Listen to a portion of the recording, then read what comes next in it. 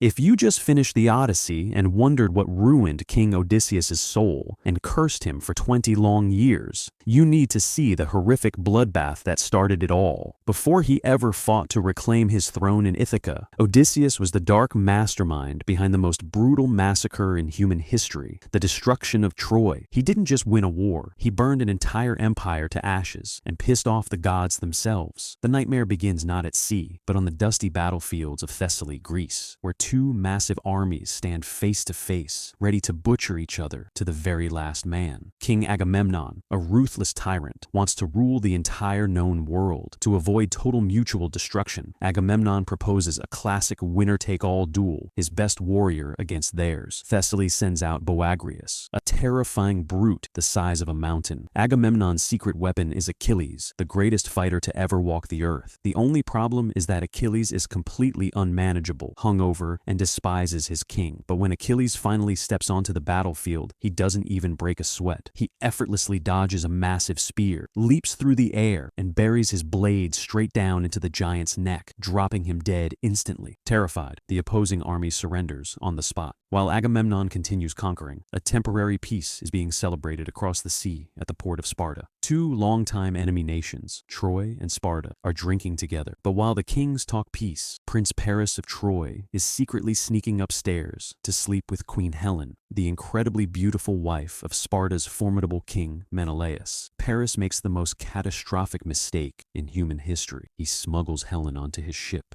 and takes her back to Troy. His older brother, Hector, a disciplined general and true hero, discovers her hiding below deck once they are already at sea. Hector explodes in rage. Their father, King Priam, spent decades building peace, and now Paris has risked the slaughter of their entire city just because he couldn't control his desires. Back in Sparta, King Menelaus discovers his queen is gone and swears brutal vengeance. He immediately goes to his power-hungry brother, Agamemnon, who smiles at the news. Agamemnon doesn't care about Helen. He just wants the perfect excuse to crush Troy, the heavily fortified, impenetrable empire that controls the Aegean Sea. Agamemnon calls all the kings of Greece to assemble a historic fleet of 1,000 warships. But taking Troy's legendary high walls is impossible without the unstoppable Achilles. This is where the brilliant King Odysseus of Ithaca steps in. Odysseus is the only king with enough respect and cunning to recruit the rogue warrior. Odysseus tracks down Achilles and hits him right in his ego. He doesn't ask him to fight for a king, he asks him to fight for immortality. He promises Achilles that this war will be so massive, his name will be echoed through history for thousands of years. Driven by a hunger for everlasting glory, Achilles defies his own mother's warnings and sets sail for Troy, alongside a reluctant Odysseus who is leaving his newborn son and wife behind. When the massive Greek fleet hits the Trojan coast, it is pure carnage. Achilles and his elite squad of Myrmidons don't even wait for the rest of the army. They hit the beach head-on, braving a deadly hail of arrows. Forming an impenetrable shield wall, Achilles breaches the Trojan lines, slaughters the defenders, and raids the sacred temple of Apollo. Prince Hector arrives with Trojan reinforcements, but Achilles traps them. In a chilling display of arrogance, Achilles spares Hector's life, promising to kill him later when there is a bigger audience. Inside the temple, Achilles captures Briseis, a royal priestess and cousin to the Trojan princes. But when King Agamemnon arrives on the beach, he tries to claim Briseis as his own trophy, just to humiliate his greatest warrior. Achilles draws his sword, inches away from slicing the king's throat, but is held back. Furious at the disrespect,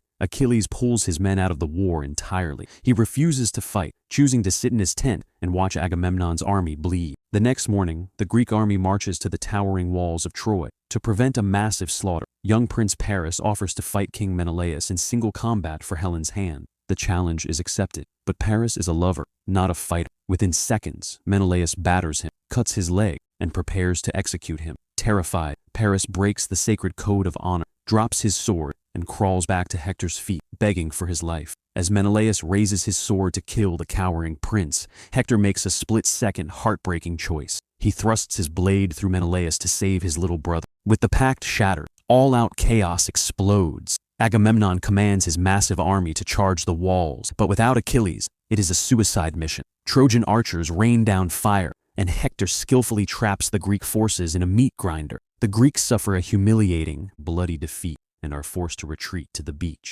That night, King Priam orders a surprise counterattack. Fireballs rain down on the Greek camp, turning the beach into a flaming hellscape. Just as the Trojan army prepares to wipe out the remaining Greek forces, a warrior in Achilles' distinct black armor rushes onto the field, rallying the screaming soldier. Hector steps up to face the legendary fighter in a brutal duel. With a swift strike, Hector slices the warrior's throat.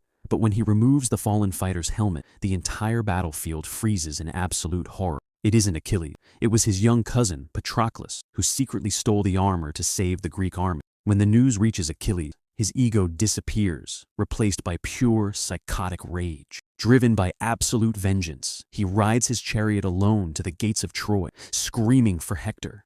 Knowing his fate is sealed, Hector bids a heartbreaking farewell to his wife and infant son, stepping outside the massive gates to face the demon he created. Hector offers a pact that the winner will give the loser a proper royal burial. Achilles coldly replies, "There are no pacts between lions and men."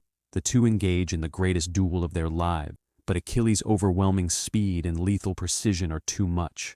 He strikes Hector down, ties his corpse to the back of his chariot, and drags his mutilated body through the dirt right in front of Hector's screaming family. That night, an unexpected visitor sneaks into Achilles' heavily guarded tent. King Priam himself. The elderly king falls to his knees, kissing the hands of the man who just slaughtered his eldest son, begging for his boy's body back so he can put him to rest. Struck by Priam's incredible courage and grieving humanity, Achilles finally breaks down in tears. He grants Priam 12 days of peace to mourn Prince Hector. But as the days pass, the Greeks realize they can never break Troy's walls by force. Agamemnon is ready to give up. This is the exact moment King Odysseus steps up and seals his cursed fate. Looking at a wooden toy on the beach, Odysseus devises the most deceptive, brilliant, and ruthless trap in military history. When the 12 days of peace end, the Trojans wake up to find the entire Greek fleet completely gone. The beach is empty, except for a massive, towering wooden horse, left as an offering to the gods. Believing the Greeks surrendered and fled due to a plague, Trojans drag the giant horse inside their impenetrable gates and celebrate their victory deep into the night. But it was all a lie. Under the cover of pitch-black darkness, a hidden trap door in the belly of the horse drops open. Odysseus, Achilles, and an elite squad of assassins slip out into the silent city. They slaughter the gate guards and throw the massive city doors wide open. The Greek fleet hadn't fled, just hid out of sight. Now, pour into the city like a flood of death. Troy burns to the ground. The legendary city is reduced to ashes and screams. Odysseus fights through the chaos, executing his own brutal tactics, cementing the very blood on his hands that will haunt him for the next 20 years. Achilles races through the burning palace, interested only in finding Briseis to save her from the slaughter. But as he finally embraces her, Prince Paris steps out of the shadows with a bow. Seeking vengeance for Hector, Paris fires an arrow straight through Achilles' heel, his only weak point, follows it up with multiple arrows to his chest. Achilles pulls them out, refusing to fall until his body finally gives out. He dies in Briseis' arms as Troy burns around them. The city falls. The golden age of heroes comes to a tragic, fiery end. As the smoke clears the next morning, Odysseus stands over the funeral pyre of Achilles. He has won the war. As he boards his ship to sail back to Ithaca, he has no idea that the gods, disgusted by the trickery and the massacre of Troy, have just cursed his journey. The war is over, but the 20-year nightmare of the Odyssey has just begun. Do me a huge favor, hit that like button right now to help out the algorithm, and subscribe if you want more cinematic, fast-paced movie explainers every week. What was your favorite scene in this recap? Let me know down in the comments.